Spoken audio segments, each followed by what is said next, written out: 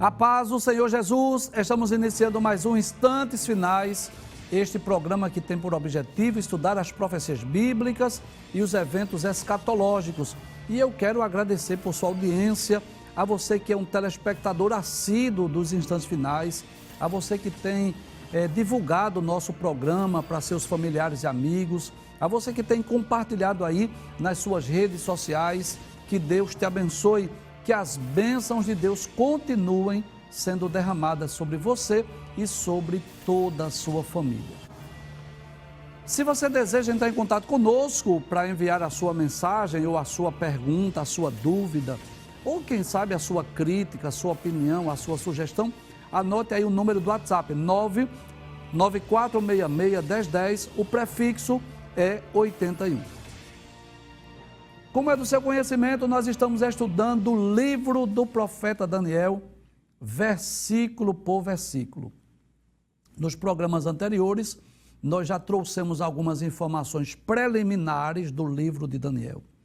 Nós explicamos sobre a autoria, sobre a data que o livro foi escrito, sobre os objetivos, os propósitos do livro de Daniel, como o livro está dividido. Falamos sobre as duas partes principais, a parte histórica e a parte profética, e explicamos também quais são os temas escatológicos que são abordados tanto no livro de Daniel, como também no livro do Apocalipse. Também nos programas anteriores, nós iniciamos o estudo do capítulo 1, que não é necessariamente um capítulo profético. Você vai perceber o capítulo 1, ele é mais histórico.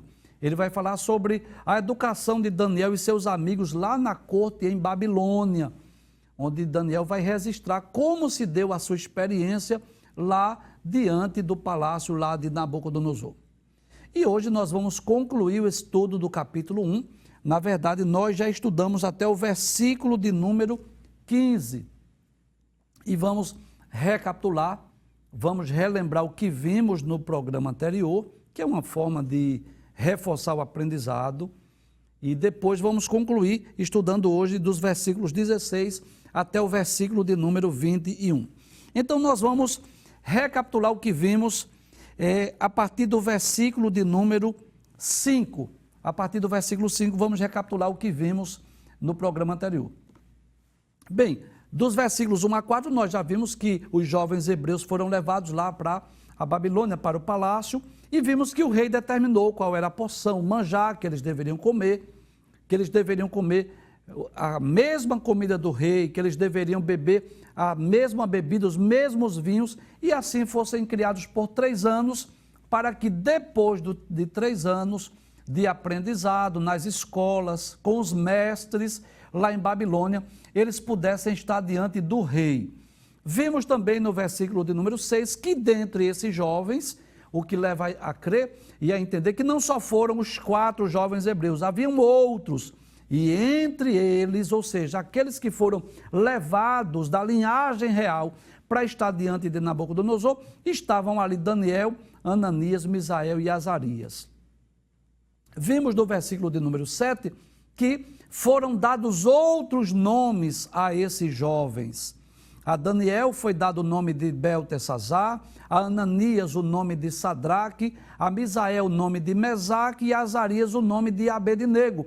E nós vimos aí na aula passada, no programa anterior, que os nomes desses jovens hebreus estão relacionados ao Deus dos céus, o Criador de todas as coisas. E os nomes que foram dados estavam relacionados com as divindades, os deuses lá de Babilônia. Por exemplo, Daniel significa Deus é meu juiz. Mas qual foi o nome que foi dado a Daniel? Beltesazar, que significa que Bel te proteja. Quem era Bel? Uma das principais divindades lá da Babilônia. A Ananias, cujo nome significa o Senhor é gracioso, foi dado o nome de Sadraque, que significa servo de Aco. Quem era Aco? O deus Lua, outra divindade que era adorada lá em Babilônia. Misael, qual o significado de Misael? Quem é igual a Deus? Quem é semelhante a Deus? Foi dado o nome de quê? De Mesaque, a sombra do príncipe. E Azarias, que significa o Senhor ajuda, foi dado o nome de Abednego, que significa servo de Nego, o Deus da sabedoria.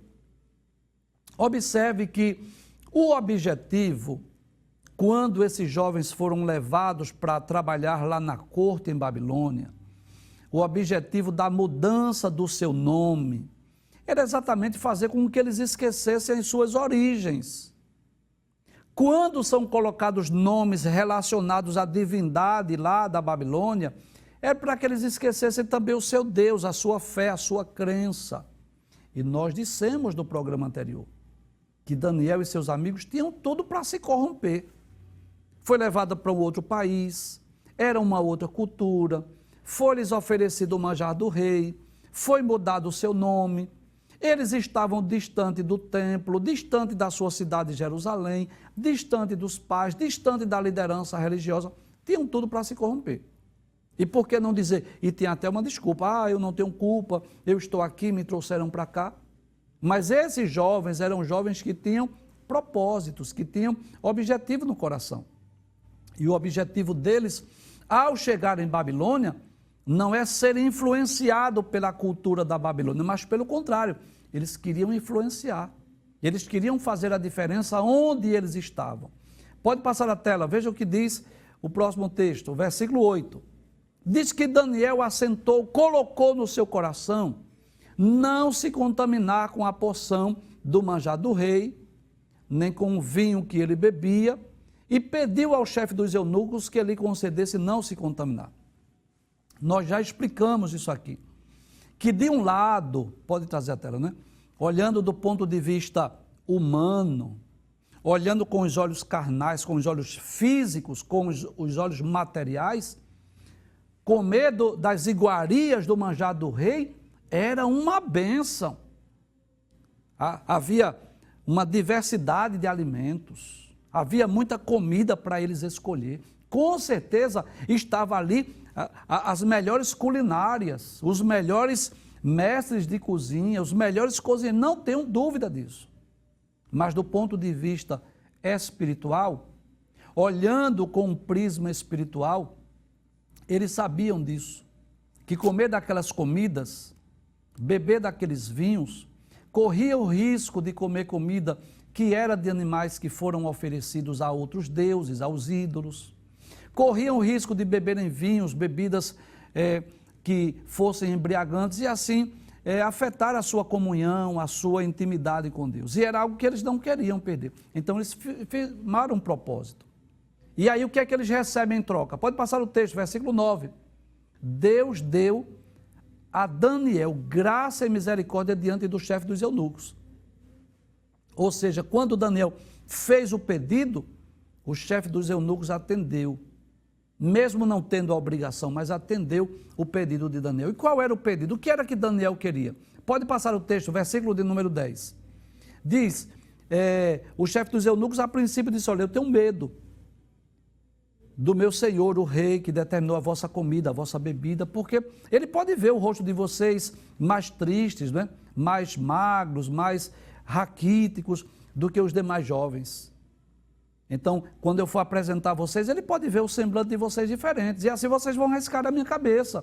Eu posso morrer, eu posso perder a minha vida. Pode passar o texto, versículo 11.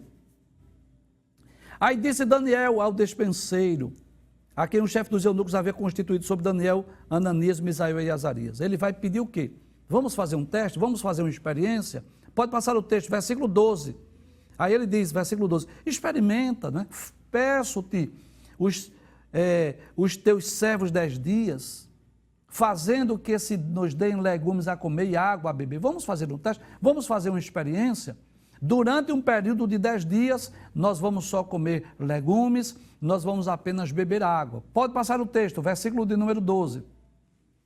E depois de 10 dias, vamos ver como está a nossa aparência, como vai estar a aparência dos demais jovens que comeram a porção do manjar do rei. E, como você vê, então você vai proceder com os seus servos. Pode trazer a tela. Em outras palavras, Daniel estava dizendo, se você perceber que o nosso rosto, o nosso semblante está decaído, estaremos mais magros, mais raquíticos, estaremos com um semblante diferente dos demais, então a gente para, é só 10 dias o teste. Se perceber que o nosso semblante está igual ou melhor do que eles, então a gente continua. E aí o que foi que aconteceu? Pode passar o texto, versículo de número 14. Então ele conveio nisso, pode abrir a tela, ou seja, ele concordou, fez um teste, fez uma experiência de 10 dias, e depois dos 10 dias, o que foi que aconteceu? O semblante de Daniel, dos seus amigos, estavam mais formosos, mais gordos do que os jovens que comiam a porção do manjar do rei.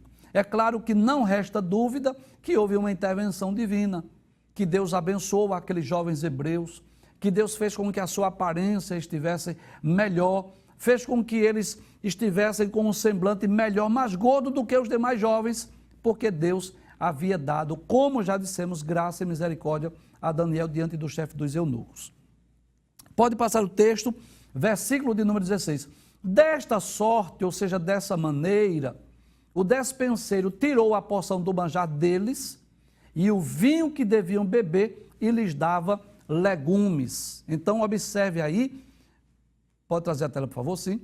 Então, observe aí que o propósito daqueles jovens hebreus de não pecar, de não desagradar a Deus, de não entristecer o Espírito Santo, ele foi atendido. Eles rejeitaram, eles renunciaram, eles preferiram comer legumes e águas do que comer aquelas iguarias, aquelas refeições. E nós concluímos o programa ontem, né, falando exatamente, trazendo essa palavra aos jovens, principalmente. É claro que esse texto fala com cada um de nós, com qualquer cristão, independente da sua idade, que todos nós precisamos, como Daniel, ter o propósito no coração. Cada um de nós precisamos firmar um propósito no coração de procurar agradar a Deus, servir a Deus, de rejeitarmos as coisas que nos afastam de Deus ou entristecem o Espírito Santo. Mas eu diria com exclusividade aos jovens, que no decorrer da sua vida muitas oportunidades surgem, muitos banquetes são colocados à sua frente e nós concluímos o programa falando sobre isso. Que quantos jovens se deixaram levar por causa dos convites, por conta das oportunidades, das iguarias que surgiram na sua frente, e muitos hoje estão no mundo das drogas, no mundo do álcool, no mundo, né, da dependência química, muitos já desceram a tumba fria, muitos já estão atrás das grades, porque não fizeram como Daniel, colocar o propósito no coração. Mas o texto não para por aí. Nós vamos perceber que a mão de Deus estava presente. Daqui a pouco você traz o texto. Isso. Deus estava presente ali, trabalhando em benefício de Daniel e dos seus amigos. Deus fez com que aqueles jovens chegassem a ser escolhidos para trabalhar no palácio. Já era o trabalhar de Deus. Não foi uma escolha de Daniel que disse assim, eu quero trabalhar no palácio. Foi Deus que disse, eu quero vocês lá. Porque um dos objetivos da chamada do povo de Israel era revelar-se ao mundo, através do povo judeu, através da nação de Israel. Deus tinha um propósito de revelar-se ao mundo. E eu posso mostrar isso. Várias vezes Deus se fez conhecido em outras nações por causa de algum judeu que lá estava. Por exemplo, através de Jonas, Deus se fez conhecido lá em Nínive. Através de uma menina escrava que estava lá na casa do general Naamã, Deus se fez conhecido lá na Síria. E assim, através do povo judeu, do povo hebreu, Deus se revelava ao mundo. Então Deus queria colocar aqueles jovens lá no palácio e Deus queria revelar-se ao mundo e com exclusividade revelar-se aquele grande império, aos reis da Babilônia e posteriormente a Média e a Pérsia que sucederam a Babilônia. Deus queria revelar-se através daqueles jovens. Então Deus promove meios para que eles cheguem lá em Babilônia, para que eles cheguem no palácio, para que eles possam comer apenas legumes e beber água. Fez com que seus rostos estivessem mais formosos, mas não só isso. Vamos ver o que diz o versículo seguinte, versículo 17. Pode passar o texto. Ora, a esses quatro jovens de acréscimo meu agora, né? De propósito no coração, Esses 4 jovens que renunciaram às iguarias, esses 4 jovens que renunciaram ao manjar do rei, Deus deu conhecimento e a inteligência em todas as letras e sabedoria. Observe aqui algo interessante, que eles já eram sábios, pode trazer a tela, eles já eram inteligentes, eles já foram escolhidos, já foram selecionados lá da nobreza, já eram jovens inteligentes, estudiosos, mas eles recebem agora algo de Deus. Eles recebem agora uma capacitação especial, sobrenatural, para aprender sobre mistérios, sobre a Babilônia. Com certeza, ali, posso dizer assim, nas escolas lá da Babilônia, diante dos mestres, eles aprenderam muitas ciências que eram estudadas na época. E Deus dá uma sabedoria especial. É como se Deus abrisse o entendimento deles para que eles pudessem conhecer coisas ocultas, mistérios de Deus, como está lá em Jeremias capítulo 33, versículo 3, clama a mim e responder-te-ei, e anunciar-te-ei coisas grandes e firmes que não sabes. Volta ao texto mais uma vez, versículo 17. Então Deus deu, foi Deus quem deu. Houve, claro, o esforço humano, no sentido de estudar, de pesquisar, mas houve algo de Deus, algo sobrenatural. Deus deu o conhecimento e a inteligência em todas as letras e sabedoria. Deus abriu a mente daqueles jovens. Deus fez com que aqueles jovens tivessem facilidade para aprender, para compreender as ciências terrenas, a sabedoria terrena. Mas a Daniel, que era o principal deles, aquele que se destacou entre os 4, Deus deu entendimento em toda visão e sonhos. Então, se lermos, né? Pode trazer a tela, por favor? Então, quando nós lemos o livro de Daniel, nós vamos estudar, nós vamos perceber isso. Que no capítulo 2, o rei tem um sonho, esquece do sonho, chama os sábios para que digam o que o rei sonhou e o significado.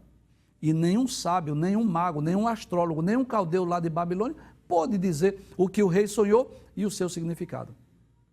E a quem foi que Deus deu esta revelação e essa interpretação? A Daniel. No capítulo 4, o rei Nabucodonosor também tem um sonho, o sonho de uma árvore que foi cortada.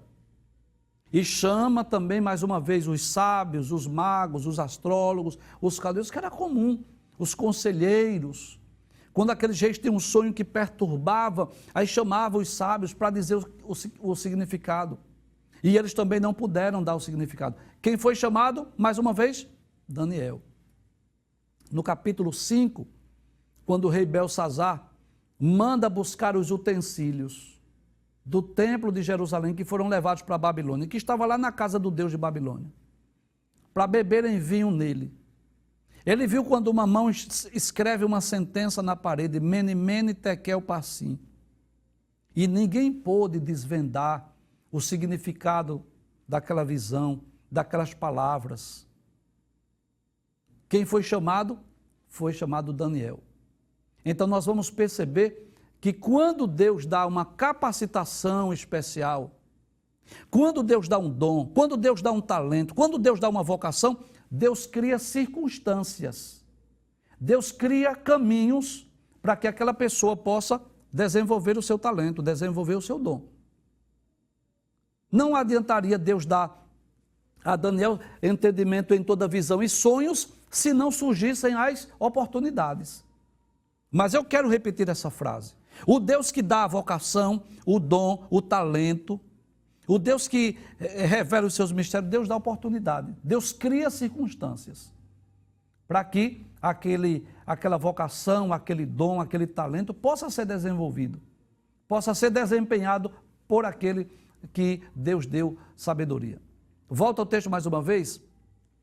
Então, observe que esses jovens que têm um propósito, eles se destacaram, o seu conhecimento, a sua inteligência, a sua sabedoria se destacou. Por quê? Porque foi uma sabedoria dada por Deus.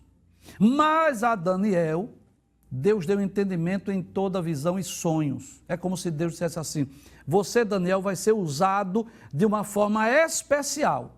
Os 4 serão luz ali em Babilônia. Vou me revelar a Babilônia através de vocês. Mas a Daniel eu vou me revelar de uma forma especial, através da interpretação de visões e de sonhos. Pode passar o texto, versículo de número 18. No versículo 18 diz que ao fim dos dias em que o rei tinha dito que os trouxessem, o chefe dos eunucos os trouxe diante de Nabucodonosor. Ou seja, depois daquele período, pode trazer a tela, depois daquele período de treinamentos, depois daquele período de aproximadamente 3 anos de ensinos, de aulas, de instruções, depois daquele período de 3 anos aprendendo com os melhores mestres, aprendendo a cultura, aprendendo os bons modos, as boas maneiras.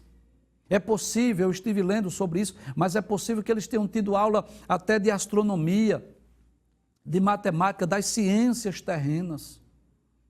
Por quê? Porque para estar diante do rei não poderia ser qualquer pessoa. Seriam pessoas que tivessem habilidades. Eram homens que estariam diante do rei, quando surgissem problemas, dificuldades, desafios, eram eles que eram os conselheiros do rei. Então, o rei precisava de pessoas que fossem hábeis em várias áreas do saber, em várias áreas da ciência.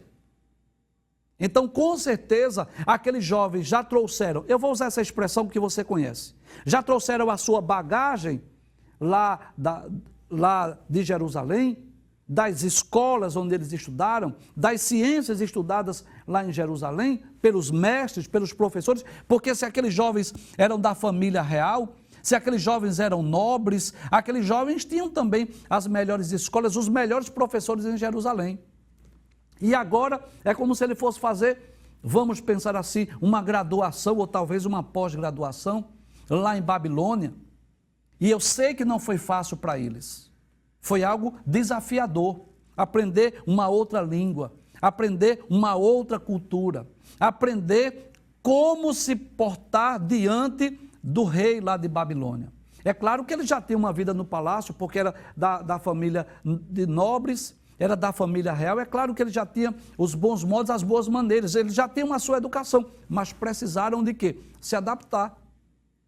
Foram novos desafios, novas realidades. Foi fácil para eles? Não foi. Não foi fácil para nenhum dos 4. Mas eles aceitaram o desafio. Eles viram isso como uma oportunidade que Deus lhes deu para que eles pudessem aprender novas ciências, aprender a cultura, aprender as letras, aprender as ciências que eram importantes para a Babilônia, que eram importantes para o rei Nabucodonosor.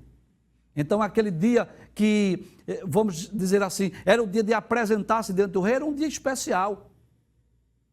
Era um dia em que eles iam, quem sabe, pensando como seria, o que seria perguntado, como seria aquele encontro com o rei Nabucodonosor.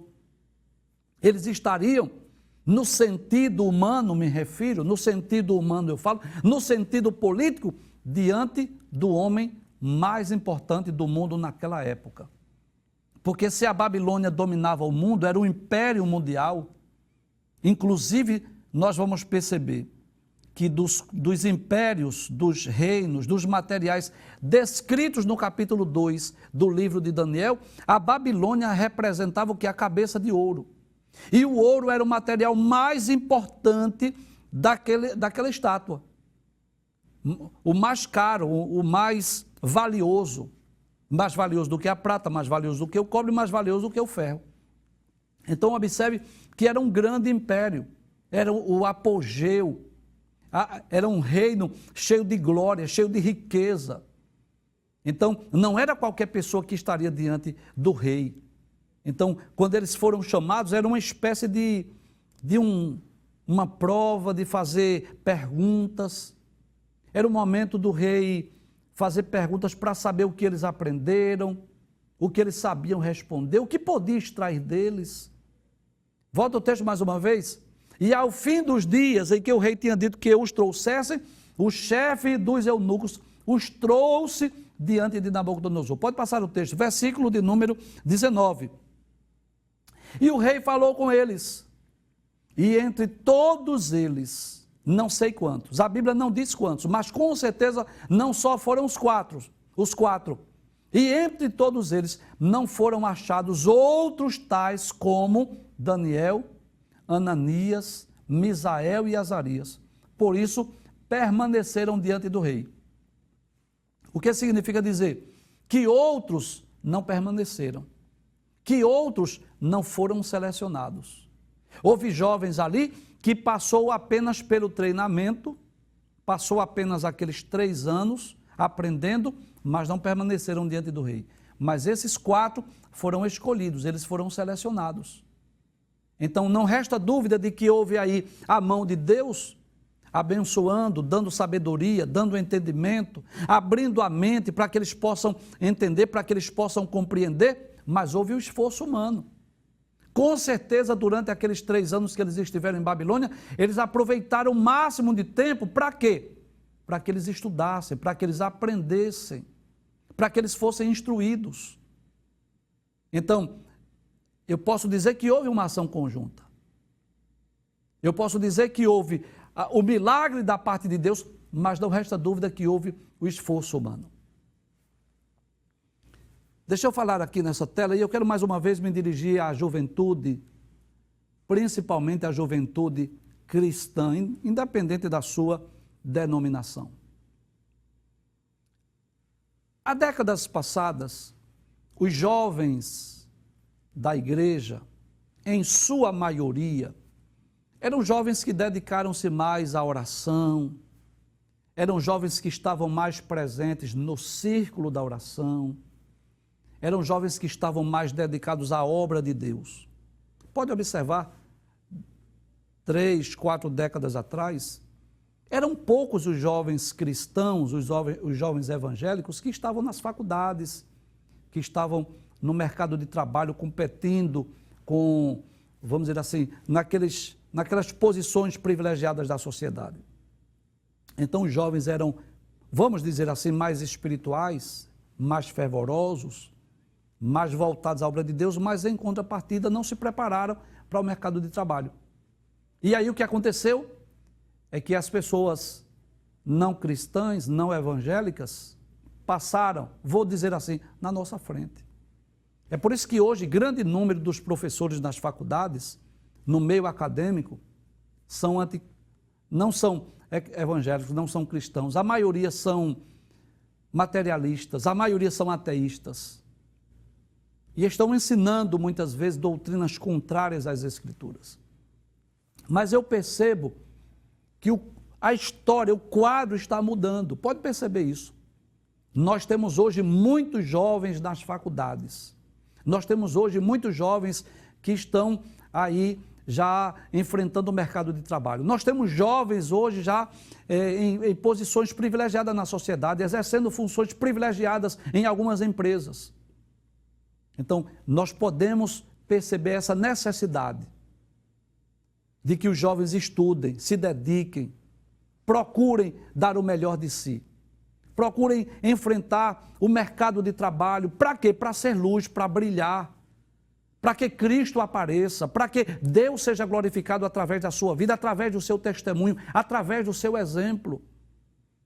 Quem sabe através da sua vida de dedicação a Deus, à sua obra, mas também sem abrir mão do esforço humano de estudar, de procurar dar o melhor de si, para poder estar na faculdade, para poder estar no mercado de trabalho, para que você possa amanhã estar em posição privilegiada nessa sociedade.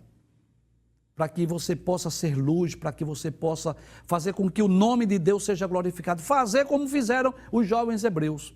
Eram crentes, eram salvos, estavam ali por providência divina, mas fizeram a sua parte. E o que nós podemos fazer, Deus não faz. Deus faz aquilo que nós não podemos fazer, mas o que nós podemos fazer, Deus não vai fazer.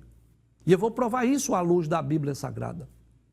Ressuscitar Lázaro, só Jesus, mas tirar a pedra os homens podiam. E Jesus disse, tirai a pedra. Como que diz assim, se você tirar a pedra, eu ressuscito o defunto. Transformar água em vinho, só Jesus. Mas encher as talhas d'água, os servos podiam. E é por isso que Jesus diz, enchei as talhas d'água. Como quem diz assim, Transformar água em vinho só eu, mas encher as talhas d'água você pode. Purificar o leproso, só Deus, mas mergulhar no Rio Jordão o homem podia. Por isso o profeta disse, dê 7 mergulhos lá no Jordão. Como que diz assim, curar só Deus, mas mergulhar você pode. Se você mergulhar, Deus faz a parte dele. Então, eu trago aqui mais uma vez essa palavra de incentivo aos jovens, à mocidade da igreja, aos jovens cristãos, aos jovens evangélicos. Sirva a Deus. Não deixe a sua vida devocional, não deixe de ir ao culto, não deixe de ir ao templo, não deixe de ir à escola dominical, não deixe de estudar as Sagradas Escrituras, mas procure estudar também. Procure fazer uma faculdade, se for possível, graduação, pós-graduação, para que você possa ser usado por Deus, quem sabe, no seu consultório, quem sabe no mercado de trabalho, na empresa, na indústria, na fábrica, não sei onde você deseja trabalhar, onde Deus quer lhe colocar. Mas o mercado de trabalho está cada vez mais competitivo, você sabe disso. Cada vez exige-se mais preparo, qualificação. E nós não podemos cruzar os braços, nós não podemos esperar que Deus faça tudo. Existem responsabilidades que são pessoais. Então aqueles jovens hebreus foram escolhidos, eles foram selecionados, mas não foi só porque Deus fez com que eles chegassem lá. Houve um esforço humano. Então existem desafios diante de nós. É claro que estamos esperando hoje o arrebatamento da igreja. Jesus pode voltar a qualquer momento, mas como a gente não sabe quando Jesus vem, vamos nos preparar para o mercado de trabalho. Vamos fazer aquilo que estiver ao nosso alcance e com certeza, quando nós fazemos a nossa parte, Deus faz a dele. Então, o jovem cristão evangélico não pode se acomodar e dizer assim, eu vou fazer o Enem, e lá eu vou orar, e vou fazer uma oração e Deus... Não, não é bem assim. Você vai estudar. Se possível, faça um cursinho. Se possível, se prepare para que você possa estar sendo guiado, dirigido de acordo com a vontade de Deus, mas de acordo também com a sua vocação, e você vai estudar. E depois que você estudar, depois que você se preparar, aí você vai para o Enem orando a Deus. Olha, Deus, o que eu pude fazer eu fiz. Eu estudei, eu passei noites em claro, eu me dediquei, eu renunciei muitas vezes um lazer, um passeio para estar estudando.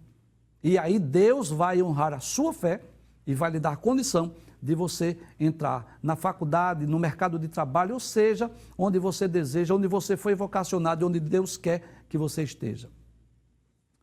Voltando ao texto mais uma vez, pode abrir de 19. Então, e o rei falou com eles, e entre todos eles não foram achados outros tais, como Daniel, Ananias, Misael e Azarias. Ou seja, esses 4 jovens se destacaram na corte em Babilônia com a sua sabedoria, e por isso permaneceram diante do rei. Por que permaneceram? Porque foram jovens selecionados, foram jovens qualificados, foram jovens que se dedicaram, foram jovens que estudaram. E embora Deus tenha feito o milagre, não resta dúvida que eles fizeram a sua parte. Pode passar, versículo 20. E em toda matéria de sabedoria e de inteligência, sobre que o rei lhe fez perguntas, os achou 10 vezes mais doutos do que todos os magos ou astrólogos que havia em todo o seu reino. Então a sabedoria daqueles 4 jovens chamou a atenção do rei. Observe que coisa interessante, não era 10 vezes mais doutos do que os demais jovens, não é só isso não. 10 vezes mais inteligentes, 10 vezes mais sábios do que todos os magos ou astrólogos que havia em todo o seu reino. É como se o rei fizesse perguntas e aqueles jovens não tivessem dificuldades para respondê-las. É como se o rei observasse, parasse consigo e dissesse assim, olha, eu tenho aqui no meu reino, eu tenho aqui à minha disposição muitos sábios, muitos astrólogos, muitas pessoas que estão aqui me assessorando, me servindo. Mas eu fiz pergunta a esses 4 jovens, que nenhum desses sábios, nenhum desses magos, nenhum desses astrólogos pode responder. E é claro, não resta dúvida disso, que houve uma ação divina, que houve uma ação sobrenatural. Mediante o esforço daqueles jovens, o seu estudo, as suas pesquisas, as suas noites em claro, a sua dedicação ao estudo, é claro que houve a bênção de Deus. É claro que Deus abriu o entendimento para que ele conhecesse as letras, os costumes, a cultura judaica e todas as ciências que eles estudaram naquelas escolas, de forma que a sua sabedoria, as suas respostas, o entendimento, a compreensão que eles tiveram, excedeu 10 vezes mais a sabedoria dos magos, dos sábios, dos astrólogos de Babilônia. E é isso que Deus quer de nós, cristãos, servos de Deus. Que a sabedoria dos servos de Deus possa exceder, possa superar. Não para que a pessoa apareça. O objetivo aí não é glória humana. O objetivo aí não é aplauso humano. O objetivo aí não é que o ser humano se sobressaia simplesmente, não, mas para que acima de tudo o nome de Deus seja glorificado através dele. O objetivo aí não é que esteja em evidência o nome de Daniel, ou de Sadraque, ou de Mesaque, ou de Abednego, mas acima de tudo, para que Deus seja glorificado através desses jovens hebreus. Pode passar a tela o último versículo, o versículo 21, que é o versículo que nós vamos estudar hoje, o último versículo hoje. Diz, e Daniel esteve até o 1º ano do rei Ciro. Que coisa interessante. Já está aí, claro, é claro que isso é uma foto meramente ilustrativa, não é? Não estou com isso dizendo necessariamente que Daniel era assim. É uma foto meramente ilustrativa. Mas Daniel esteve ali no palácio por aproximadamente 70 anos. Traz a tela. É interessante que Daniel esteve ali naquele império, naquele palácio, por aproximadamente 70 anos. E que coisa interessante. Nabucodonosor, a Babilônia caíram. Depois da Babilônia veio o Império Medo-Persa. Mas Daniel permaneceu de pé, aconselhando aqueles reis, interpretando sonhos, interpretando visões.